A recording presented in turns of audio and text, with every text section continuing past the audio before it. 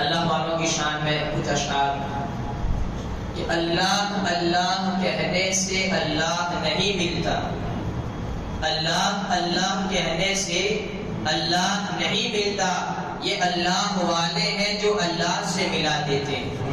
اور حضور محدث اعظم ہند تو فرماتے ہیں غوث کو یا غوث کہتے کہتے ہو جاتے ہیں غوث، غوث کو یا غوث کہتے کہتے ہو جاتے ہیں غوث، خواجگی مل جاتی ہے خواجہ کا دم بھر کے دیکھ، خواجگی مل جاتی ہے خواجہ کا دم بھر کے دیکھ، مت پوچھ ان خرقہ پوشوں کو ارادت ہے تو دیکھ انہیں، مت پوچھ ان خرقہ پوشوں کو ارادت ہے تو دیکھ انہیں، یدے بیضا لیے بیٹھے ہیں اپنی آستینوں میں، ہمارے دین کی حقانیت کے دونوں شاہد ہیں، ہمارے دین کی حقانیت کے دونوں شاہد ہیں، معین الدین اجمیری محی الدین جیلانی، معین الدین اجمیری محی الدین جیلانی بارگاہ رسالت والے رسالت میں ایک بار ہدیہ درود پیش کریں۔ اللہم صلی علی سیدنا مولانا محمد وعلی آل سیدنا محمد وبارک وسلم، صلاۃ و سلام علیک یا رسول اللہ صلی اللہ تعالی علیہ وسلم۔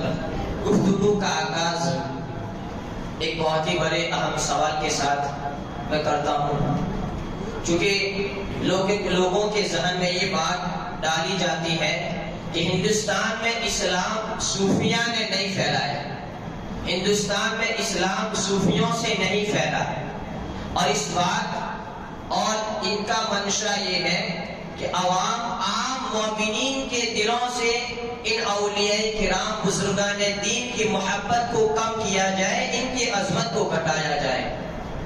تو جب ہندوستان اور اسلام کی بات آتی ہے تو ہندوستان میں ہم تاریخ اسلام کی بات کریں تو ہندوستان میں اسلام کسی دوسرے ملک سے نہیں آیا، بلکہ ہندوستان سرزمین کا اس دنیا کا وہ حصہ ہے کہ اسلام یہاں سے دوسرے ممالک میں گیا ہے۔ اگر ہم شروع میں جائیں تو جب اللہ تبارک و تعالی نے اس روئے زمین کو وجود انسانیت سے شرفیاب کرنا چاہا اور آدم علیہ السلام کو جب جنت سے روئے زمین پر بھیجا تو آدم علیہ السلام روئے زمین کے جس حصے میں تشریف لائے تھے وہ حصہ ہندوستان کا حصہ تھا، اور آدم علیہ السلام محض تنہا نہیں آئے تھے بلکہ نور مصطفیٰ کو لے کر آئے تھے۔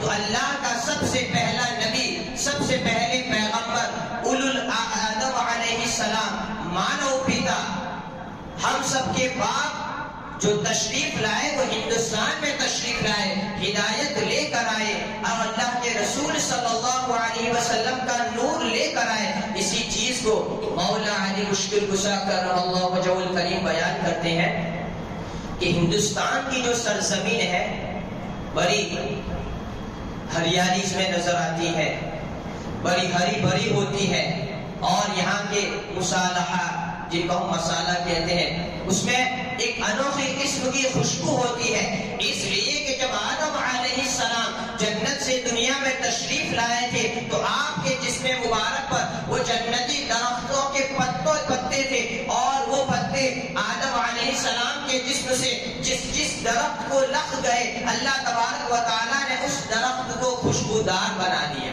سبحان اللہ۔ اور ہندوستان کے وہ مسالے اور وہ اشیاء آج بھی بیرون ممالک میں جاتے ہیں، اس لیے کہ اس میں آدم علیہ السلام کا فیضان ہے اور جنت کا اثر ہے۔ تو یہ تو بات ہو گئی آدم علیہ السلام کی، لیکن ہمارا ہندوستان یہ ملک جو ہے وہ اسلام سے شروع، اسلامی سے چلا آ رہا ہے، اسلام کی پہلی کرن کہا جائے تو یہیں پر روشن کی، لیکن جب ہم بات کریں اللہ کے رسول صلی اللہ علیہ وسلم کی، جب ہم بات کریں نبی آخر الزمان کی، جب ہم بات کریں شریعت مصطفی کی، تو اس میں بھی ہندوستان پیچھے نہیں ہے، بلکہ جب مکہ میں آفتاب نبوت ماہتاب رسالت طلوع ہوا تو اللہ کے رسول صلی اللہ علیہ وسلم کا وہ نور اور اسلام کی ہدایت جس وقت عرب ممالک میں پہنچی تھی، جس جس وقت مکہ میں پہنچی تھی اس کی روشنی اسی وقت ہندوستان میں آ چکی تھی. تاریخوں میں آتا ہے چاہے وہ چرمان پرمال بادشاہ ہو جو نبی کریم صلی اللہ علیہ وسلم کی بارگاہ میں خود گیا ہو، یا پھر اس نے لشکر کو بھیجا ہو، یا پھر راجہ بھوج کی بات کی جائے کہ جب نبی کریم صلی اللہ علیہ وسلم نے معجزہ شق القمر کو دکھایا تو کہا جاتا ہے راجہ بھوج نے وہ چاند کے 2 ٹکڑے ہوتے ہوئے اپنی آنکھوں سے دیکھا اور لشکر کو بھیجا. اسی طریقے سے بات کی جائے چاہے وہ بابا رتن ہندی ہو جو اللہ کے رسول صلی اللہ علیہ وسلم کے صحابی ہیں، اور اسی طریقے سے دیگر صحابہ کرام کا ساحلی راستوں سے دریائی راستوں سے ہندوستان میں آنا اور اسلام کو لانا. کہنے کا مطلب ہندوستان میں اسلام تو پہلے ہی آ چکا تھا. چاہے وہ لانے والے صحابہ کرام ہو، چاہے لانے والے تابعی تابعین ہو، چاہے لانے والے اور اللہ کے بندے ہو، چاہے وہ بادشاہوں کی شکل میں ہو، لیکن ان کے آنے سے اسلام تو آیا، لیکن اسلام کو اتنا فروغ، اسلام کو اتنی وسعت نہیں ملی جتنے وسعت اللہ تبارک و تعالیٰ کے ایک برگزیدہ بندے سے ملی. چاہے وہ سلطان محمود غزنوی ہو، چاہے وہ دیگر بادشاہ ہو، یا جماعت اولیاء میں سے چاہے وہ شیخ سالار صاحب غازی ہو، چاہے وہ شیخ سالار مسعود غازی ہو، یا پھر سمنان سے آنے والے مخدوم اشرف جہانگیر سمنانی ہو، یا پھر لاہور میں آرام فرمانے والے داتا حجبخش لاہوری ہو، یا پھر اجمیر ہی میں تارا گڑھ پر رہنے والے وہ شہید بزرگان دین ہو. بے شک انہوں نے دین کی خدمت کی، اسلام کا پرچم لہرایا، لیکن اسی ہندوستان کی سرزمین پر جب خواجہ اجمیری کا قدم پڑتا ہے تو اسلام کو وہ فروغ ملتا ہے، اور خواجہ اجمیری کی قدم ہندوستان میں کشمیر سے لے کر کنیا کماری تک پہنچتی ہے. اور تاریخ اسلام میں ہندوستان میں غریب نواز نے اتنے تعداد میں غیر مسلموں کو کلمہ پڑھایا کہ جب شمار کیا جاتا ہے تو وہ 90 لاکھ ہوتے ہیں کہ ہندوستان میں غریب نواز کے قدم نے اسلام جو پھیلایا ہے اور آپ کے قدم سے اسلام کو جو فروغ ملا ہے، تاریخ میں کوئی ایسی ہستی نہیں ہے. تو بلا تمثیل ہم یہ کہہ سکتے ہیں کہ ہندوستان میں اسلام تو پہلے ہی آ چکا تھا، لیکن ہندوستان میں اسلام کو شان و شوکت کے ساتھ، عظمت و اقتدار کے ساتھ اور تعداد کے ساتھ اگر کسی ذات نے پہنچایا ہے تو وہ خواجہ غریب نواز کی ذات ہے، معین الدین اجمیری کی ذات ہے. اور کیوں نہ ہو، اس لیے کہ ہمارے خواجہ ہندوستان میں آئے کیا اپنی مرضی سے آئے، ہماری مرضی سے آئے؟ نہیں، خواجہ آئے نہ تو اپنی مرضی سے آئے، نہ کسی بادشاہ کے بلانے سے آئے. خواجہ آئے ہیں تو رسول اعظم کی مرضی سے آئے ہیں، خواجہ آئے ہیں تو رسول کے بھیجنے پر آئے ہیں. اسی کو سرکار غریب نواز بیان کرتے ہیں کہ جب اللہ کے رسول صلی اللہ علیہ وسلم کے دربار میں حاضری کا شرف ہوا اور آپ ماہوے خواب ہوئے، خواب میں آپ نے دیکھا اللہ کے رسول صلی اللہ علیہ وسلم تشریف لائے اور کہا بیٹے معین الدین تم میرے دین کے معین ہو، آج سے ہندوستان کی ولایت میں نے تم کو عطا فرمائی. تو اب تک جتنے بھی آئے ممکن ہے کہ وہ اپنی مرضی سے آئے ہو، لیکن غریب نواز جو آئے ہیں وہ نبی کریم صلی اللہ علیہ وسلم کی مرضی سے آئے. اور جب غریب نواز آئے تو ہندوستان کی حالت کیا تھی؟ جگہ جگہ کفر و شرک کا ماحول تھا. یہ انسان جو اشرف المخلوقات ہے اپنی پیشانی کو کہیں پتھروں کے آگے جھکا رہا ہے، تو کہیں پر پانی کو اپنا دیوتا مانتا ہے، تو کہیں پر سمندروں کے پانی کو پوتر مانتا ہے، تو کہیں پر سورج کی تپسیا کرتا نظر آتا ہے، تو کہیں پر چاند کی پوجا کرتا نظر آتا ہے. نہ جانے کیسے کیسے معبودان باطل کے سامنے جھکتا نظر آ رہا ہے. اسی ماحول میں جب اجمیر کی سرزمین پر اللہ کا ایک ولی بندے کامل جب تشریف لاتا ہے تو اس نے ہندوستان کو کفر و شرک سے ایسے پاک کیا اور آپ کی تبلیغ کا ایسا اثر پڑا کہ آج ہندوستان کا کوئی بھی خطہ، کوئی بھی حصہ ایسا نہیں ہے جہاں پر اسلام نہ پہنچا ہو، جہاں پر قرآن کی تعلیمات نہ پہنچی ہو، جہاں پر حضور کے ارشادات نہ پہنچے ہو. اور کیوں نہ ہو؟ اس لیے کہ سرکار غریب نواز محض ایک ولی ایک کامل ہی نہیں بلکہ سرکار کے سچے وارث ہے اور نائب رسول ہے. جب ہم سرکار غریب نواز کی خدمات کو اللہ کے رسول صلی اللہ علیہ وسلم کی خدمات کے ساتھ فیضان کے طور پر موازنہ کرتے ہیں اور سامنے 1400 سال والی تاریخ کو لاتے ہیں کہ جب اللہ کے رسول صلی اللہ علیہ وسلم مکہ میں تشریف لائے تو وہاں بھی حالات کچھ ایسے ہی تھے. وہاں پر بھی مورتی پوجا، وہاں پر بھی بت پرستی، اور وہاں پر تو بت پرستی اس قدر آگے بڑھ چکی تھی کہ وہ خانہ کعبہ، وہ حرم اور وہ مکہ شریف، وہ بیت اللہ شریف جس کا ہم طواف کرتے ہیں، وہ عظمت والا گھر، اس کے اندر بھی قریب 360 بت موجود تھے. اندر بھی بت تھے، ارد گرد بھی بت تھے. لیکن جیسے ہی اللہ کے رسول صلی اللہ علیہ وسلم نے قدم رکھا، اللہ تبارک و تعالی نے آپ کے ذریعے حرم شریف کو اس قدر پاک کر دیا کہ اب تک کوئی بت وہاں پر جا نہیں سکا. کفر و شرک کی گندگی سے پاک و صاف کر دیا. تو نائب رسول بن کر خواجہ اجمیری آئے تو خواجہ اجمیری نے رسول کا فیضان ایسے ہی بانٹا. اسی لیے حضور شیخ الاسلام فرماتے ہیں کہ اپنے کو دے دیا ہمیں خواجہ کی شکل میں، اپنے کو دے دیا ہمیں خواجہ کی شکل میں. میرے نبی کی شان عطا کچھ نہ پوچھئے، میرے نبی کی شان عطا کچھ نہ پوچھئے. تو کہنے کا مطلب ہندوستان میں اسلام کیسے پھیلا؟ صوفیوں کی تبلیغ سے، ان کے تقوی سے، ان کی کرامتوں سے، ان بزرگان دین کی دین سے، ان اولیاء کرام کی محنت و مشقت سے، اور خصوصی طور پر سلسلے چشتیہ کے بزرگوں نے ہندوستان کے چپے چپے میں دین پھیلایا.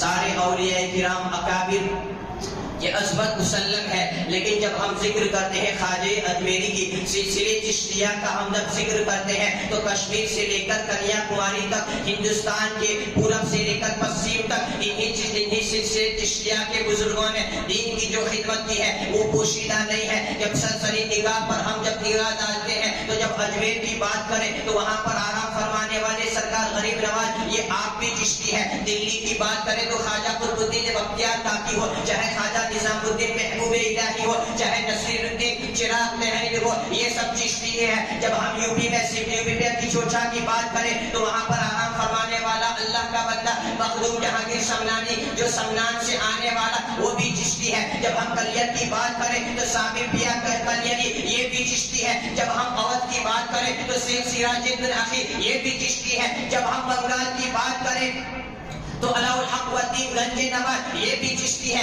جب ہم پاک پٹن اجودن پاکستان کی بات کریں تو وہاں پر آرام فرمانے والے بابا فرید گنج شکر یہ بھی چشتی ہے. جب ہم بات کریں اسی طریقے سے بات کرتے چلے جائیں، آپ کو ہر خطے میں چشتی بزرگ ملتے جائیں گے اور ان کی خدمت کی شہادت قیامت تک اہل ایمان دیتے نظر آئیں گے. سبحان اللہ. اسی لیے ہم ان بزرگان دین کی یادوں کو، ان کی تاریخوں کو تازہ کرنے کے لیے ایسی محفلیں سجاتے ہیں تاکہ یہ ہماری آنے والی نسلیں یہ برہم میں نہ رہے کہ ہندوستان میں اسلام کسی غیر نے پھیلایا ہے، یا پھر ہندوستان میں اسلام کسی کے قلم کے زور سے پھیلا ہو، یا ہندوستان میں اسلام کوئی اور لایا ہو. ہندوستان میں اسلام صوفیاء کرام لے کر آئے ہیں، اور انہی صوفیاء کرام کی تبلیغ کا نتیجہ ہے کہ آج جگہ جگہ اہل ایمان نظر آتے ہیں. اگر عالم ہوتے ہیں، اگر مفتی ہوتے ہیں تو وہ اپنے قلم سے دین کی خدمت کرتے ہیں، تو صوفیاء کرام اپنی نگاہ سے، اپنی نظر سے اور اپنی کرامتوں کے ذریعے دین کی خدمت کرتے ہیں. بہرحال اور انہی کرامت کا نتیجہ ہے کہ قریب 92 لاکھ لوگوں کو سرکار غریب نواز نے کلمہ پڑھایا. وہ بھی کیسے؟ بڑے بڑے ساتھی، بڑے بڑے پنڈت، بڑے بڑے مندروں میں رہنے والے، بڑے بڑے جادوگر، برسوں سے تپسیا کرنے والوں کو سرکار غریب نواز نے ایسی دھول چٹائی ہے کہ آخر میں وہ خواجہ اجمیری کے قدموں میں جھک جاتے تھے. اور میں نے ایک لفظ کہا چشتی، تو اسی سے ایک بات اور بھی عرض کر دوں. یوں تو بنیادی اعتبار سے ہر ہندوستانی مسلمان روحانی اعتبار سے چشتی ہے. سرکار غریب نواز ہم سب کے روحانی باپ ہے، اس لیے کہ سرکار غریب نواز نے ہمیں کلمہ پڑھایا ہے. یہ جو پیر ہوتا ہے وہ باپ کی منزل میں ہوتا ہے. ہمارا جو باپ ہوتا ہے جس نے ہمیں اس دنیا میں وجود کا جو ذریعہ بنا، پیر جو ہوتا ہے وہ طریقت کے راستوں کو آسان کرنے کا ہمارے لیے ذریعہ بنتا ہے، تو وہ طریقت کا ہمارے لیے باپ ہوتا ہے. بہرحال تو یہ چشتی کہتے کیوں ہیں؟ تو چشتی یہ ایک علاقہ، ایک قصبہ، ایک جگہ کا نام ہے. اس میں ہوا یوں کہ سرکار غریب نواز کے پیروں میں سے ایک پیر خواجہ ابو اسحاق شامی، یہ ابو اسحاق شامی جب مرید ہونے کے لیے حضرت خواجہ منشاد علی دینوری کی بارگاہ میں حاضر ہوئے. یوں ہی نہیں چلے گئے، قریب 40 دن تک پیر کی تلاش میں استخارہ کیا. سچے پیر کی تلاش میں 40 دن تک استخارہ کیا. غیب سے آواز آتی ہے تمہارا پیر منشاد علی دینوری ہے. اس کے بعد شیخ ابو اسحاق شامی گئے اور وہاں پر حاضر ہوئے. جب پیر و مرشد کی بارگاہ میں گئے، نام پوچھا تو کہا بندے کو لوگ ابو اسحاق شامی کہتے ہیں. پیر نے کہا آج سے تجھے ابو اسحاق شامی نہیں بلکہ چشتی کہا جائے گا، اور تیرے سلسلے سے جو وابستہ ہوگا وہ اس کے بعد چشتی کہلائے گا.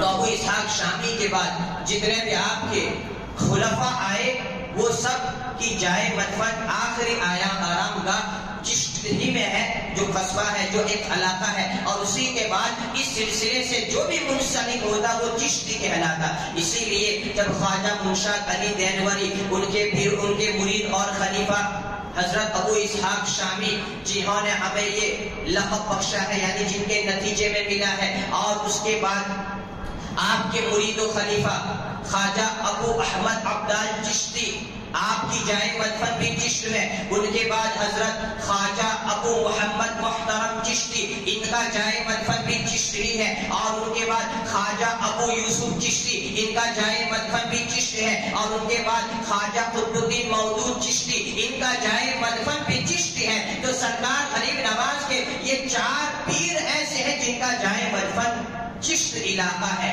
اسی نسبت سے ہم چشتی کہلاتے ہیں. اسی طریقے سے حضرت خواجہ حاجی شریف زندگی ان کے مرید و خلیفہ ہے. ان کے بعد ہم جب بات کریں تو خواجہ حاجی شریف زندگی کے مرید و خلیفہ حضرت خواجہ عثمان ہارونی ہے، جو مکہ میں جنت المعلا میں آرام فرما ہے. اور اسی خواجہ عثمان ہارونی کے چہیت مرید سرکار خواجہ غریب نواز ہے، اور آپ کے سارے غلام چشتی ہے.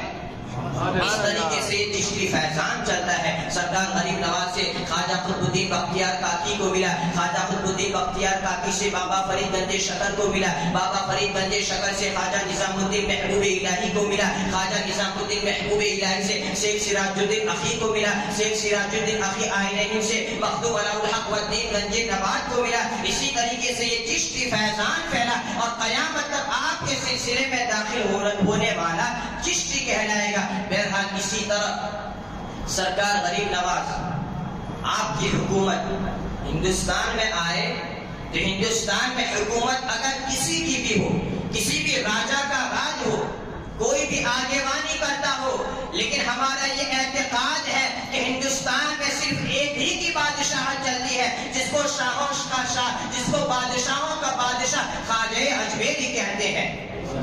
اسی لیے تو ہم نے اس کا ایکسپیرینس بھی کر لیا کہ قریب 3 سال ہو گئے کورونا، لاک ڈاؤن، مہاماری، سوشل ڈسٹینسنگ، ماسک، یہ سارے الفاظات آپ سنتے رہتے ہیں. قریب 3 سال ہو گئے، اور اسی کورونا مہاماری میں سرکار غریب نواز کا عرس آیا. جب 2020 مارچ میں جب سرکار غریب نواز کا عرس مبارک آیا، چھٹی شریف، تو میں سعادت کرام کے ساتھ پیر طریقت سید علی بابا عزت بابا ہے، آپ کے بھائی ہیں، ان کے ساتھ سرکار غریب نواز کی بارگاہ میں حاضری کا شرف ملا. حالانکہ کورونا 2019 میں آ چکا تھا، اس لیے اس کو کووڈ-19 کہا جاتا ہے، لیکن ابھی غریب نواز کا عرس نہیں آیا تھا. یہ ہندوستان کے بادشاہ ہے جس نے کورونا کو ہندوستان میں آنے سے روک دیا، اس لیے کہ جب تک چھٹی نہیں تب تک کورونا نہیں. سرکار غریب نواز کا عرس ہوا، چھٹی شریف کو دھوم دھام سے منایا گیا، کسی بھی قسم کا کوئی روک ٹوک نہیں ہے، نہ کوئی سوشل ڈسٹینسنگ ہے، کچھ بھی نہیں ہے. شان و شوکت کے ساتھ جیسے ہی چھٹی کرتے ہوئے فیضان غریب نواز سے مالا مال ہو کر لوگ اپنے گھروں پر آ جاتے ہیں، اور اس کے بعد اچانک آ جاتا ہے جنتا کرفیو، اور اس کے بعد تو لاک ڈاؤن کی ایسی مار لگتی ہے، کبھی ہفتے کا، کبھی 15 دن کا، مسلسل چلتا ہی رہتا ہے. حالات آپ کے سامنے ہے. لیکن اس کے بعد پھر جیسے ہی 2021 آتا ہے، فبروری میں سرکار غریب نواز کا عرس آتا ہے. پتہ ہی نہیں یہ کورونا کیا چیز تھی، یہ سوشل ڈسٹینسنگ کیا چیز تھی. پھر سے غریب نواز کی چھٹی آئی، اور شان و شوکت کے ساتھ میرے خواجہ کا عرس ہو رہا ہے.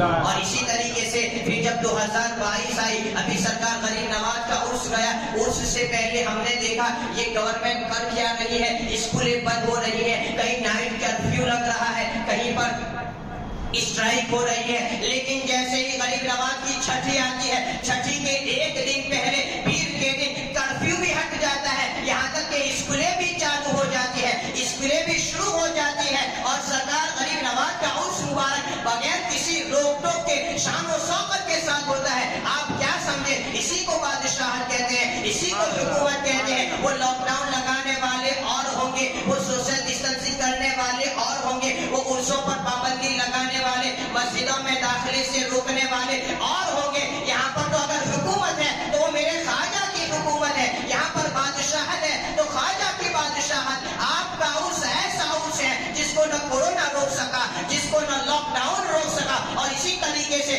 قیامت تک سرکار خواجہ اجمیری کا عرس ہوتا جائے گا۔ اور اسی چیز کو اگر مسلمان سمجھے یا نہ سمجھے، خیر نے سمجھ لیا۔ اسی لیے تو برٹش حکومت کے زمانے میں لارڈ کرزن جب سرکار غریب نواز کی بارگاہ میں حاضری دیتا ہے، میرے خواجہ کی بارگاہ میں حاضری دینے والے اسی طریقے کے مسلمان نہیں ہوتے تھے، بلکہ غیر جو کٹر وادی ہوتے تھے وہ بھی عطائے رسول کی بارگاہ میں حاضری دیتے ہیں۔ جو بات لارڈ کرزن سمجھ گیا ہم مسلمان نہ سمجھے۔ جب لارڈ کرزن برٹش گورنمنٹ غالباً 1902 میں جب سرکار غریب نواز کی بارگاہ میں جاتا ہے اور آپ کے تربت اطہر وہ مزار مقدسہ پر اپنی پیشانی کو رکھتا ہے اور غلامی کا ثبوت دیتا ہے، ایسا جھکتا ہے، ایسا جھکتا ہے۔ اس نے کہہ دیا تھا کہ میں جھکوں تو فوراً مجھے اٹھا لینا، لیکن کون اس کو اٹھائے؟ گورنر ہے، ہمت نہیں تھی، جھکا ہی رہا، اور جب اٹھا تو اس نے بتایا یہ لارڈ کرزن ایک گورنر ہے برٹش کے وقت کا، وہ غریب نواز کی بارگاہ میں خراج عقیدت پیش کرتے ہوئے دنیا والوں کو بتا رہا ہے کہ میں نے ہندوستان میں ایک قبر کو دیکھا ہے جو سارے ہندوستان پر حکومت کرتی نظر آ رہی ہے۔ اسی لیے سرکار غریب نواز کی بارگاہ میں خراج عقیدت پیش کرتے پڑھتے ہیں کیا؟ کرسی پر پڑھو بھائی، راجا تو میرا خواجہ ہے، راجا تو میرا خواجہ ہے۔ بہرحال ہم جب بات کریں سرکار غریب نواز، یہ تو تبلیغ کی بات ہوئی۔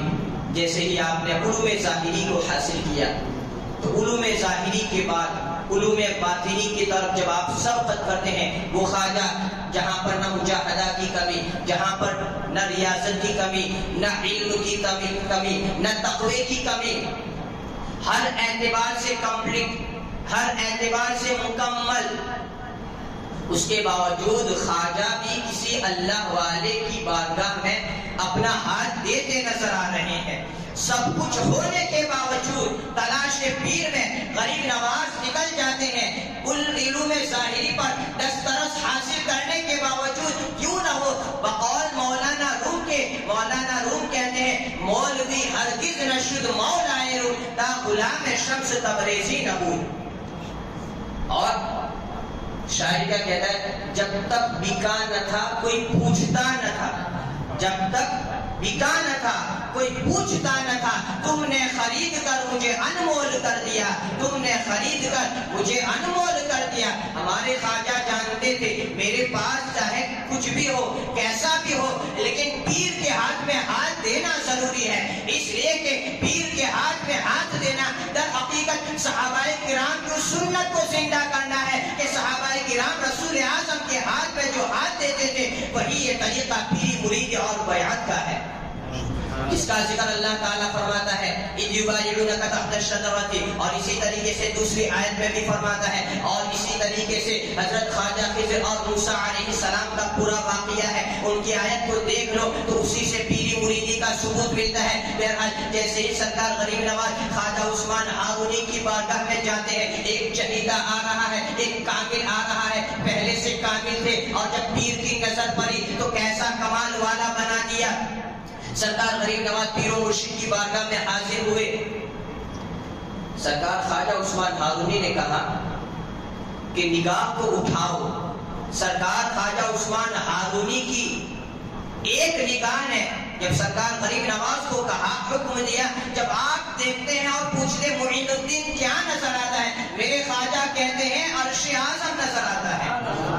سرکار خواجہ عثمان ہارونی نے کہا کہ نیچے دیکھو کیا نظر آتا ہے؟ غریب نواز دیکھ کر جواب دیتے ہیں تحت الثنا نظر آتا ہے، زمین کا انتہائی حصہ نظر آتا ہے۔ اس کے بعد خواجہ عثمان ہارونی کہتے ہیں 1000 بار سورہ اخلاص پڑھو، پھر سورہ بقرہ کی تلاوت کرواتے ہیں۔ اس کے بعد کہتے ہیں خواجہ عثمان ہارونی اب اوپر دیکھو، خواجہ کہتے ہیں اب حجاب عظمت یعنی سارے پردے اٹھ گئے، سب کچھ نظر آتا ہے۔ اس کے بعد سرکار خواجہ عثمان ہارونی اپنی 2 انگلیوں کو دکھا کر خواجہ کو کہتے ہیں کہ کیا نظر آتا ہے؟ تو سرکار خواجہ غریب نواز نے پیر و مرشد کی ان دونوں انگلیوں میں 18,000 عالم کو دیکھ کر کہا کہ 18,000 عالم کو دیکھ رہا ہوں۔ تو یہ اللہ کے رسول کے غلام خواجہ عثمان ہارونی ہے، جو چاہے تو اپنے مرید کو 2 انگلیوں کے درمیان 18,000 عالم کو دکھا دے، میرے نبی کے اقتدار و اختیار کا عالم کیا ہوگا۔ بہرحال اس کے باوجود اب کیا بچا تھا؟ لیکن سرکار خواجہ غریب نواز فرماتے 20 سال مسلسل مشقت اور محنت کے ساتھ میں نے اپنے پیر و مرشد کی خدمت کی، اور اس خدمت میں آپ اپنے پیر و مرشد سرکار خواجہ عثمان ہارونی کا بستر بھی اٹھاتے، گٹھڑی اٹھاتے، آپ کا سامان اٹھاتے، اور اسی طریقے سے پیر و مرشد کے ساتھ گھومتے رہتے تھے، سفر کرتے تھے، اور اسی کے ساتھ ساتھ مجاہدہ وغیرہ کرتے تھے۔ لیکن جب وقت آیا معین الدین اجمیری کو جدا کرنے کا تو پیر و مرشد کی نگاہ نے معین الدین اجمیری کو کہاں پہنچا دیا؟ سرکار خواجہ عثمان ہارونی سرکار غریب نواز کو مکہ شریف حرم شریف میں لے گئے، اور حرم شریف میں جو حتیم کعبہ ہے، اور اس حتیم کعبہ کے نیچے حتیم کعبہ میں جو میزاب رحمت ہے، میزاب رحمت کے نیچے ہمارے خواجہ ہم سب کے آقا ہم سب کے دادا سرکار خواجہ غریب نواز کو آپ کے پیر و مرشد نے کھڑا کر دیا، اور خواجہ عثمان ہارونی خدا کی بارگاہ میں طلب کر رہے ہیں، خدا کی بارگاہ میں مانگ رہے ہیں۔ کیا مانگ رہے ہیں؟ خواجہ عثمان ہارونی نے میزاب رحمت کے نیچے سرکار اللہ کے رسول صلی اللہ علیہ وسلم کے وسیلے کو پیش فرماتے ہوئے خدا کی بارگاہ میں کیا مانگا؟ مانگا تو یہ مانگا کہ باری تعالیٰ یہ تیرا بندہ یہ چاہتا ہے کہ اس کا آخری مدفن مکہ بنے۔ اللہ تعالیٰ نے آپ کی اس دعا کو قبول فرمایا، اور خواجہ عثمان ہارونی کا آخری مدفن مکہ بنا۔ جنت المعلا میں آپ کی قبر مبارک ہے، وہاں پر آپ آرام فرماتے۔ اور دوسری دعا کی تو کیا دعا کی؟ سرکار خواجہ عثمان ہارونی نے اللہ تبارک و تعالیٰ کی بارگاہ میں یہ عرض کیا کہ معین الدین کو جو دینا تھا میں نے دے دیا، آج معین الدین کو میں تیری بارگاہ میں حاضر کرتا ہوں۔ غیب سے آواز آتی ہے عثمان ہم نے معین الدین کو قبول کر لیا۔ اس کے بعد روز رسول پر حاضری دیتے ہیں، اور اس کے بعد پیر سے الگ ہوتے ہوئے اس طریقے سے سفر کرتے ہیں، کہیں پر سمرقند، کہیں پر بخارا، کہیں پر بلخ ہے، اور جا بجا جاتے ہیں، وہاں پر دین و سنیت کی خدمت کرتے نظر آتے ہیں، اور تبلیغ اسلام میں اپنی زندگی کو گزارتے ہیں۔ لیکن میرے خواجہ کا آخری مدفن، میرے خواجہ کی آخری قیام گاہ تو بقول رسول اعظم صلی اللہ علیہ وسلم، اور خواجہ کو جس کام کے لیے اللہ تبارک و تعالیٰ نے انتخاب فرمایا تھا وہ کام یہ تھا کہ ہندوستان کی سرزمین جو کفر و شرک سے ناپاک نظر آتی ہے، جہاں پر ہر اعتبار سے گندگی ہی گندگی ہے، وہاں پر جانا ہے۔ ہندوستان کی ولایت اللہ کے رسول صلی اللہ علیہ وسلم کی بارگاہ سے خواجہ اجمیری کو عطا ہوتی ہے۔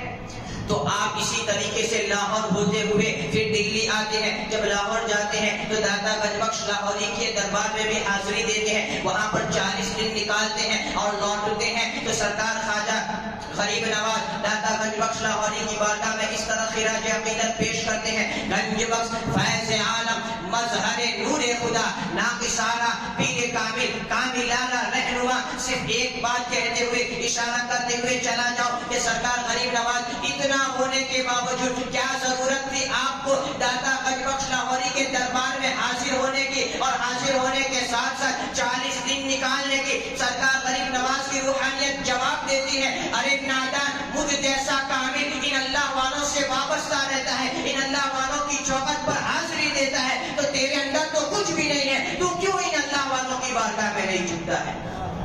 پتا چلا اولیاء کرام کی بارگاہ میں حاضری دینا ہمارے خواجہ کی بھی سنت ہے، ہمارے خواجہ کا بھی طریقہ طریقہ ہے. دلی آتی ہے, دلی میں پھر جو واقعہ ظہور ہوتا ہے اور اس کے بعد مندر کے سامنے, بڑے مندر کے سامنے آپ بیٹھ جاتے ہیں, بادشاہ آپ کو پریشان کرتا ہے اور اس کے بعد سب کے سب لوگ ایمان لے آتے ہیں, دائرہ اسلام میں داخل ہو جاتے ہیں. لیکن دلی آپ کا آخری قیام نہیں تھا, دلی سے آگے تو نکلتے ہیں, لیکن سرکار غریب نواز نے جب وہاں پر دین کو پھیلایا تو اس دین کو بچانے کے لیے اپنے چہیت مرید جو سفر میں ہر جگہ ساتھ نظر آتے تھے, سرکار خواجہ قطب الدین بختیار کاکی کو آپ نے حکم دیا کہ دلی میں تمہیں ٹھہرنا ہے, دلی میں اب تم رہو گے. تو سرکار غریب نواز اپنے ان 40 ابدال 40 صوفیوں کے ساتھ آگے بڑھتے ہیں اور راجستھان کے جنگلوں میں پہنچتے ہیں. تو ان جنگلوں میں شہاب الدین غوری جو بادشاہ تھا, اس کے لشکر کا ایک سپاہی ملتا ہے. وہ بھٹکتا ہوا جب ان ابدالوں کی ٹولی کو, فقیروں کی جماعت کو دیکھتا ہے, گھبراتا ہوا آتا ہے کہ بھائی چہروں سے یہ مسلمان لگتے ہیں, اور اس طریقے سے آگاہ کرتا ہے کہ راجستھان میں اجمیر میں ایک ایسے بادشاہ کی حکومت ہے جو بڑا ظالم ہے, بڑا جنگجو ہے.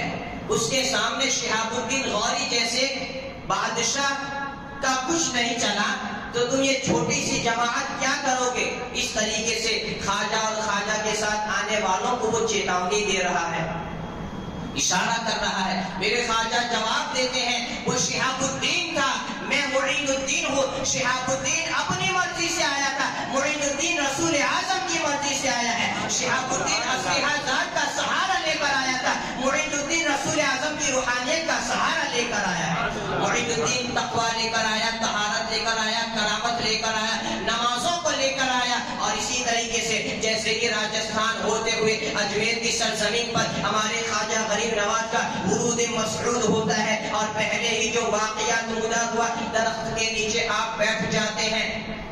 فقیر مانوس صوفیانہ مزاج والے, جب محمد الدین والے ایسے فقیر کو لوگ دیکھنے لگے, حیرت زدہ ہو گئے.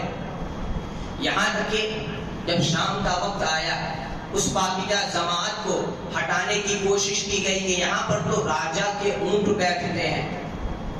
تو غریب نواز نے کچھ نہیں کہا, اٹھ گئے اور کہا کہ اگر راجا کے اونٹ بیٹھتے ہیں تو بیٹھے ہی رہنے دو.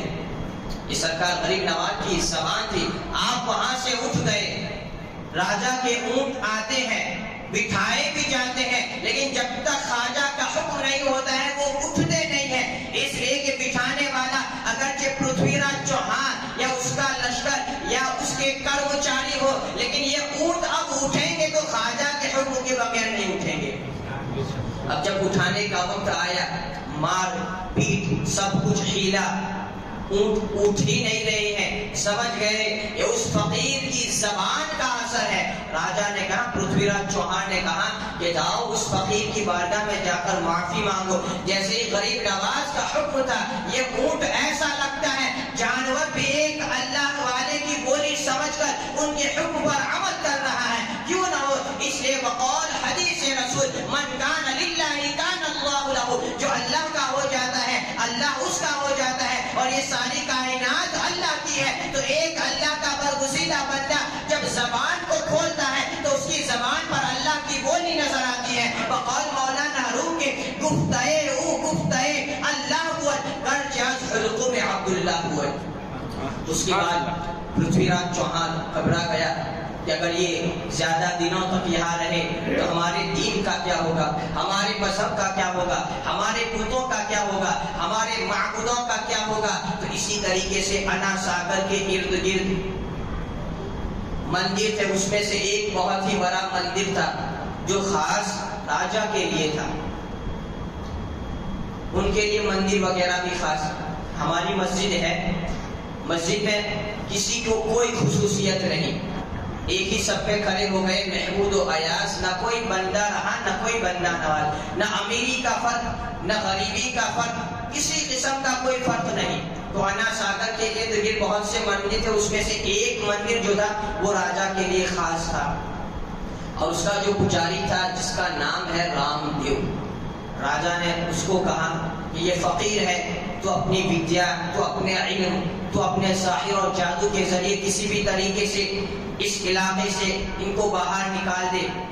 تو وہ رام دیو خاموش رہا، سمجھ رہا تھا کہ میرے پاس اگر علم ہے اور اگر واقعی میں وہ محمدی دین کا ہے اور فقیر ہے تو مجھے اپنی حد معلوم ہے، لیکن راجا کے کہنے سے جب رام دیو سرکار غریب نواز کے مقابلے میں آتا ہے، اپنے چیلوں کو لے کر آتا ہے، لیکن راجا کو معلوم نہیں ہے یہ رام دیو غریب نواز کے مقابلے میں آتا ہے اور غریب نواز کی نگاہ اس پر کیا اثر ڈالتی ہے۔ جیسے ہی رام دیو سامنے آتا ہے، طاقت و قوت کے ساتھ آتا ہے، لیکن ایسا لگتا ہے جیسے ہی غریب نواز کی نگاہ پڑتی ہے اس کے پاؤں کمزور ہو جاتے ہیں، پاؤں لڑکھڑا جاتے ہیں، اس کی زبان جیسے خاموش ہو گئی ہے اور لکنت آ گئی ہو، گونگی آ گئی ہو، نہ وہ چل رہا ہے نہ ہل رہا ہے نہ زبان سے کچھ بول رہا ہے۔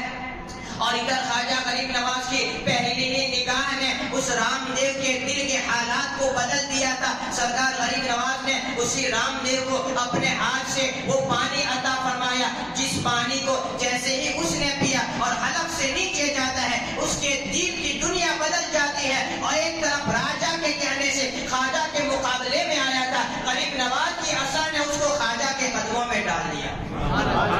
کلمہ پڑھا لا الہ الا اللہ محمد رسول اللہ۔ پھر وہ رام دیو کہتا ہے کہ جیسے ہی میں آپ کے سامنے آیا، آپ کے چہرے کو دیکھ کر مجھے بہت ہی خوشی ملی، بہت ہی شاد ہوا۔ شاد کا مطلب فارسی میں خوشی۔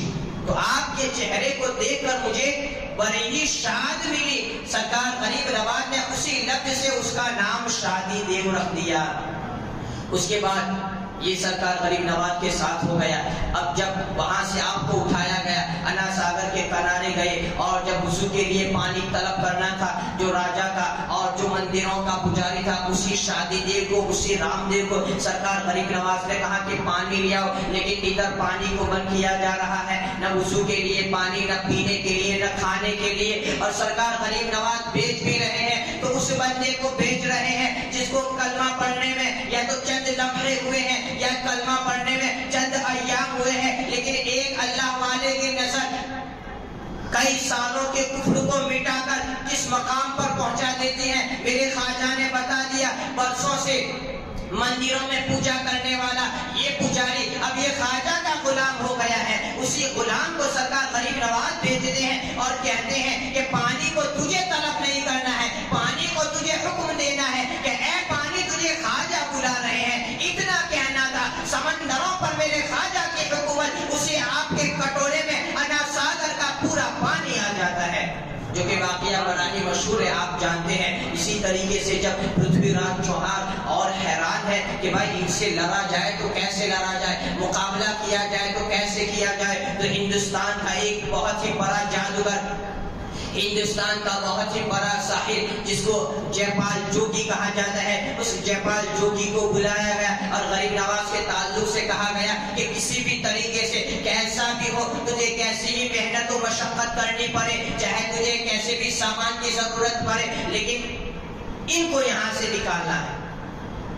جے پال جوگی نے بھی ممکن ہوگا ہلکے میں لیا ہوگا۔ جیسے ہی جے پال جوگی قریب 1000 سے زائد دوسرے جادوگروں کے ساتھ جب غریب نواز کے مقابلے میں آتا ہے، غریب نواز نماز سے فارغ ہونے کے بعد صرف حصار کرتے ہیں، باؤنڈری، دائرہ، حصار، لکیر کھینچ دیتے ہیں۔ اب اس کے جادو کا اثر، اس کا یہ پاور نہیں ہے کہ سرکار غریب نواز کی لکیر کو کراس کر سکے، اس سے تجاوز کر سکے۔ جیسے ہی اس نے پہاڑوں پر نظر ڈالی، پہاڑوں کے جو پتھر تھے وہ سانپوں کی شکل میں آنے لگے، اور آتے آتے جیسے ہی وہ لکیر آتی تھی وہاں سے وہ ہلاک ہو جاتے۔ اس کا یہ اثر، یہ طور طریقہ بھی، اس میں بھی وہ ناکام رہا۔ اس کے بعد اس نے اپنی جادوئی ودیا سے آگ کے شعلے انگارے برسانا شروع کیا، لیکن وہ شعلے آتے تھے لیکن غریب نواز کی اس لکیر کو وہ کراس، وہ پار ہی نہیں کر سکتے تھے۔ اس کے بعد اس نے جادو کا انتہائی اور آخری تاثیر اور قوت کو دکھانا چاہا، اور اچانک ہوا میں اڑنے لگا، اور اڑتے اڑتے اتنی اونچائی تک گیا، اتنے اوپر تک گیا کہ وہ غائب ہو گیا۔ بجوا حیران اور پریشان ہے، یہ گیا تو کہاں گیا، کرے گا تو کیا کرے گا۔ سرکار غریب نواز اتنے بڑے جادوگر کے اتنے بڑے جادو کے سامنے ذرہ برابر آپ نے نہ تو حرکت کی نہ تو اشارہ کیا. سرکار غریب نواز کے قدموں کی جو جوتی تھی، آپ کی جو نالین ہے، اس کو سرکار غریب نواز اشارہ کرتے ہیں، وہ نالین جو تھی وہ اوپر جاتی ہے، اتنی اوپر تک جاتی ہے کہ اس جادوگر کو پکڑ لیتی ہے، اور وہ سرکار غریب نواز کی جوتی اس جادوگر کے سر پر ٹپا ٹپ جیسے ہی پڑنے لگتی ہے، وہ مجبور ہو جاتا ہے نیچے آنے پر. جب تک سرکار غریب نواز کے قدموں میں جھکتا نہیں ہے، جوتیاں کھاتا رہتا ہے. جوتی پڑھتے پڑھتے پڑھتے اتنے نیچے آ گیا کہ آخر میں مجبور ہو کر میرے خواجہ کی حکومت کو مان کر سرکار غریب نواز کے قدموں میں جھک گیا کہ میرے پاس طاقت ہے وہ اور ہے، اور خواجہ اجمیری تمہارے پاس جو طاقت ہے وہ اور ہے. بڑے بڑے جادوگر جھکتے نظر آتے ہیں، اور پھر ان کا نام سرکار غریب نواز نے عبداللہ بیابانی رکھا، اور آپ کی دعا سے وہ ہمیشہ کے لیے زندہ رہیں گے، لیکن اور جل رہیں گے کہ سرکار غریب نواز کی بارگاہ میں جو حاضری کے لیے آتے ہیں، جو راستہ بھٹک جاتے ہیں، جو بھول جاتے ہیں، اگر وہ عبداللہ بیابانی کا نام لیتے ہیں تو ان کو راستہ مل جاتا ہے، کسی بھی طریقے سے ان کو راستے کا اتا پتہ مل جاتا ہے. یہ ہے. اسی کے ساتھ ساتھ میں غریب نواز کی ولایت پر بھی ایک نگاہ ڈال دوں، چونکہ ہر ولی کسی نہ کسی نبی کے نقش قدم پر ہوتا ہے. Every wali Allah is the shadow of any particular prophet. یعنی اس نبی سے خلاف عادات واقعات کا ظہور جو معجزات کی شکل و صورت میں ہوتا ہے، اس ولی سے ان واقعات کا ظہور کرامت کی شکل میں ہوتا ہے. چونکہ اگر نبی سے ایسے خوارق عادات واقعات ہو تو اس کو معجزہ کہا جاتا ہے، اور ولی سے ہو تو اس کو کرامت کہا جاتا ہے. تو ہر ولی کسی نہ کسی نبی کے نقش قدم پر ہوتا ہے. تو جب ہم سرکار بغداد کی بات کی جائے تو آپ اللہ کے رسول صلی اللہ علیہ وسلم کے نقش قدم پر ہیں. یعنی اللہ کے رسول صلی اللہ علیہ وسلم سے جن معجزات کا ظہور ہوا وہ سرکار بغداد کے ہاتھوں سے اور سرکار بغداد سے وہ کرامت کی شکل میں ظاہر ہوئے. اسی طریقے سے جب ہم بات کریں مخدوم جہانگیر سمنانی کی تو آپ حضرت عیسیٰ مسیح کے پرتو پر ہیں. یعنی جن معجزات کا ظہور عیسیٰ علیہ السلام سے ہوا وہ سرکار اشرف جہانگیر سمنانی سے کرامت کی شکل و صورت میں ظاہر ہوئے. اور اسی طریقے سے جب ہم بات کریں خواجہ غریب نواز کے پیر و مرشد خواجہ عثمان ہارونی کی تو خواجہ عثمان ہارونی یہ پرتو ابراہیمی پر تھے. کس پرتو پر تھے؟ ابراہیمی پرتو پر تھے. اسی لیے کہ جب سرکار خواجہ عثمان ہارونی نے اپنے ایک مرید کو آٹا اور آگ لینے کے لیے بھیجا تو برسوں سے جو آتش کدہ روشن تھا، جب آگ مانگنے گیا آپ کا مرید تو انہوں نے آگ دینے سے منع کر دیا. سرکار خواجہ عثمان ہارونی خود جاتے کہتے ہیں کہ اس آگ کی پوجا کرتے ہو جو پانی کے چند قطروں سے بجھ جائے. وہ لوگ کہتے ہیں ہم سالوں سے ان کی تپسیا اور پوجا کرتے ہیں. سرکار خواجہ عثمان ہارونی نے کہا کہ اس نے تمہیں دیا کیا؟ اس کی عبادت کرو جو آگ کا بھی خالق ہے، جو پانی کا بھی خالق ہے. اور اتنا کہنا تھا. اور سرکار خواجہ عثمان ہارونی ان کا جو لیڈر تھا، جو رئیس تھا، جو بڑا تھا، اس کی گود میں اس کا چھوٹا سا بچہ تھا. سرکار خواجہ عثمان ہارونی اس بچے کو لے کر بسم اللہ الرحمن الرحیم پڑھتے ہوئے آگ میں کود جاتے ہیں. قریب برسوں سے روشن ہونے والی اس آگ میں قریب سرکار خواجہ عثمان ہارونی اس بچے کے ساتھ 4 گھنٹے رہتے ہیں اور اس آیت کی تلاوت کرتے ہیں. قُلْنَا يَا نَارُ كُونِي بَرْدًا وَسَلَامًا عَلَىٰ إِبْرَاهِيمَ. اے آگ ابراہیم پر ٹھنڈی ہو جا سلامتی کے ساتھ. جب 4 گھنٹے کے بعد آپ نکلتے ہیں، نہ خواجہ عثمان ہارونی کے دامن کو آگ کا نشان لگا ہے، نہ اس بچے کو آگ نے چھوا ہے. کہنے کا مطلب چونکہ وہ نارے نمرود تھی، وہ نمرود کی آگ تھی جو ابراہیم پر ٹھنڈی ہو گئی تھی. یہ ان کی آگ ہے جو خواجہ عثمان ہارونی پر ٹھنڈی ہو گئی. وہ ابراہیم کا معجزہ تھا، یہ خواجہ عثمان ہارونی کی کرامت ہے. کیوں؟ یہ خواجہ عثمان ہارونی ابراہیم علیہ السلام کے پرتو پر تھے، تو اسی طریقے سے ہمارے خواجہ پرتو موسوی پر تھے، حضرت موسیٰ علیہ السلام کے پرتو پر تھے۔ اور کئی جگہ یہ دیکھنے کو ملا کہ حضرت موسیٰ علیہ السلام کے جو معجزات تھے خواجہ اجمیری کے ہاتھوں کرامت کے ساتھ ان کا ظہور ہوا۔ اسی لیے تو جب جےپال جوگی نے جب ان پہاڑوں کے پتھروں کو سانپ بنا کر بھیجا، جیسے ہی وہ آتے تھے اور وہ ہلاک ہو جاتے تھے، تو یہی تو ہوا تھا حضرت موسیٰ علیہ السلام کے سامنے جب ان جادوگروں نے اژدہا پیش کیا، لیکن ان اژدہوں کا کچھ بھی نہیں چلا۔ اسی طریقے سے جب سرکار غریب نواز ایک جگہ پر موجود تھے، تو اسی طریقے سے ان جادوگروں نے سانپوں کو پیش کیا اپنی جادوئی قوت سے، کئی تعداد میں سانپ کو پیش کیا۔ غریب نواز کا ہاتھ جس سانپ کو لگتا تھا اور اس کو پکڑ کر پھینکتے تھے، یہ غریب نواز کی کرامت تھی کہ وہ سانپ جہاں جا کر گرتا تھا درخت کی شکل میں وہ آباد ہو جاتا تھا۔ تو جادوگروں کے سامنے موسیٰ علیہ السلام کا وہ معجزہ تھا، اور یہاں پر اجمیر کی سرزمین پر انہی جادوگروں کے سامنے غریب نواز کی کرامت ہے۔ تو ہر اللہ کا ولی کسی نہ کسی نبی کے نقش قدم پر ہوتا ہے۔ بہرحال لیکن ابھی بھی پرتھوی راج چوہان باقی ہے۔ وہ پرتھوی راج چوہان کہ ہندوستان کے بادشاہوں میں جس کو ایک تاریخ کی حیثیت حاصل ہے، ہندوستان کے راجاؤں کا آپ نام سنتے ہوں گے، لیکن پرتھوی راج چوہان جیسا کوئی معروف و مشہور نہیں ہوگا۔ اگر آپ کو نام پوچھا جائے تو مشکل سے آپ بتا سکیں گے، کیونکہ ہندوستان میں سب سے زیادہ شکتیشالی، پاورفل، طاقت والا ہر اعتبار سے اگر کوئی راجا تھا تو وہ پرتھوی راج چوہان تھا۔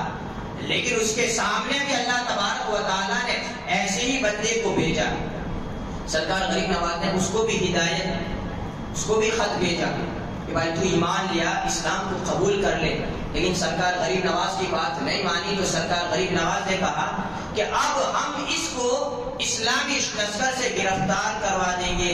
اسی کے ساتھ ساتھ اس کے دربار میں سرکار غریب نواز کے ایک مرید تھے جو ایمان لے آئے تھے، مرید ہو چکے تھے، وہ اس کو پریشان کرتا رہتا تھا۔ تو سرکار غریب نواز نے جب یہ بات آپ تک پہنچی اور ناگوار گزری، تو پھر آپ کی زبان سے نکل گیا ماں رائے پتھورا زندہ گرفتین، ہم نے پرتھوی راج چوہان کو زندہ پکڑ لیا، گرفت کر لیا۔ ایک اللہ والے کی زبان سے نکلنا تھا۔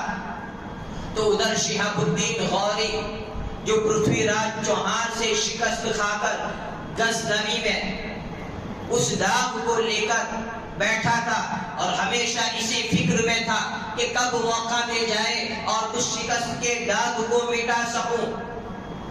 اور ادھر جیسے ہی وہ مخفی خواب ہوتا ہے، خواب دیکھتا ہے کہ ایک اللہ کا بندہ خواب میں آتا ہے شہاب الدین غوری کے، اور یہ بشارت دیتا ہے کہ ہندوستان کی بادشاہت اللہ تعالیٰ نے تجھے عطا فرمائی ہے۔ جب اس کو یہ بشارت ملی، عزم و ارادہ کے ساتھ تیاری تو کر ہی رہا تھا کہ اگرچہ پرتھوی راج چوہان نے مجھے شکست دی ہے، لیکن میں غزنوی کا بادشاہ ہوں، ہرگز چپ بیٹھنے والا نہیں ہوں۔ جیسے ہی لشکر کے ساتھ غزنوی سے شہاب الدین غوری نکلتا ہے اور اس کے آثار پرتھوی راج چوہان کو پتہ چل جاتے ہیں، پرتھوی راج چوہان نے اس وقت ہندوستان میں جتنے بھی راجا تھے، جتنے بھی مہاراجا تھے، سب کو آمادہ کر دیا اور سب کو بلا لیا اس کے مقابلے کے لیے۔ لیکن اس کو نہیں معلوم شہاب الدین غوری جو پہلے آیا تھا وہ اپنی مرضی سے آیا تھا، اور اب آ رہا ہے تو ایک اللہ والے کی دعا کو لے کر آ رہا ہے۔ اور جیسے ہی اجمیر میں آتا ہے اور پرتھوی راج چوہان کے ساتھ جیسے ہی مقابلہ ہوتا ہے، ہندوستان کے سارے راجا ایک طرف ہے اور غزنوی کا وہ بادشاہ شہاب الدین غوری ایک طرف ہے، اور اللہ والے کی دعا کا یہ اثر ہوا کہ اللہ تبارک و تعالیٰ نے اس کو فتحیہ بھی عطا فرمائی اور پرتھوی راج چوہان کو زندہ گرفتار کر لیا، اور اس کے مکر و فریب کو، اس کے تکبر و غرور کو خواجہ اجمیری کی دعاؤں سے خاک میں ملا دیا۔ جب وہ پہاڑوں کی طرف یہ شہاب الدین غوری بادشاہ گیا، غالباً مغرب کی نماز کا ٹائم تھا، تو جماعت کے ساتھ جب وہ نماز میں داخل ہوتا ہے اور جیسے ہی امام سلام پھیرتے ہیں، وہ دیکھتا ہے امامت کون کرتا ہے، جیسے ہی اس کی نظر مصلی امامت پر پڑتی ہے تو وہ چوکنا رہ جاتا ہے کہ جس بزرگ نے خواب میں آ کر مجھے فتح یابی کی بشارت دی تھی، وہی بزرگ تو آگے بیٹھے ہیں اور وہ اور کوئی نہیں ہے، وہ خواجہ اجمیری غریب نواز تھے۔ جھک جاتا ہے غریب نواز کی بارگاہ میں، عقیدت مند ہو جاتا ہے اور مرید ہو جاتا ہے، اور وہاں سے پھر غریب نواز کی دعاؤں کو لے کر روانہ ہو جاتا ہے۔ تو اس طریقے سے ہر اعتبار سے، چاہے وہ جادوگر ہو، چاہے وہ راجہ مہاراجہ ہو، ہر اعتبار سے غریب نواز کی روحانیت اور آپ کی محنت و مشقت اور آپ کے خلفاؤں کی یہ محنت ہے کہ جس کی وجہ سے آج ہندوستان کے کونے کونے میں پرچم اسلام لہراتا نظر آتا ہے۔ آج قرآن و حدیث کی تعلیمات سے شاید ہندوستان کا کوئی ایسا حصہ ہوگا جو خالی نظر آتا ہے۔ اسی لیے ہم خواجہ اجمیری کا دامن تھامتے ہیں، اسی لیے ہم ان کا گن گاتے ہیں۔ قیامت تک ہندوستان کا کوئی بھی مسلمان ہو، حضرت خواجہ غریب نواز کے احسان تلے دبا نظر آئے گا۔ آپ کے احسان کا بدلہ ہم نہیں چکا سکتے، اس لیے کہ آپ نے ہمیں دین دیا، ایمان دیا، قرآن دیا، حدیث دی، اور اللہ کے رسول صلی اللہ علیہ وسلم جیسی ذات مبارکہ عطا فرمائی۔ اور ہمارے خواجہ اللہ تبارک و تعالیٰ کی منشا کے مطابق 6 رجب المرجب دوشنبہ کی شب رات میں جب آپ اپنے حجرے میں چلے جاتے ہیں، دروازہ بند کر دیتے ہیں، اور جب حجرہ نہیں کھلتا ہے، آدھی رات تک، تہائی رات تک جب دروازہ نہیں کھلتا ہے، خادم جب جاتے ہیں تو دیکھتے ہیں ہمارے خواجہ محبوب حقیقی کے ساتھ مل چکے ہیں، یعنی پردہ کر چکے ہیں، لیکن خادموں نے دیکھا آپ کی پیشانی مبارکہ پر یہ کلمات لکھے ہوئے تھے، بہادہ حبیب اللہ مات فی حب اللہ، یہ اللہ کا حبیب ہے اور اللہ کی محبت میں دنیا سے گیا ہے۔ گروہ اولیاء کرام میں جس طریقے سے انبیاء کرام کی جماعت میں حبیب اللہ کا لقب اگر ہمارے نبی کو ملا ہے، تو اولیاء کرام کی جماعت میں حبیب اللہ کا لقب خواجہ اجمیری کو ملا ہے۔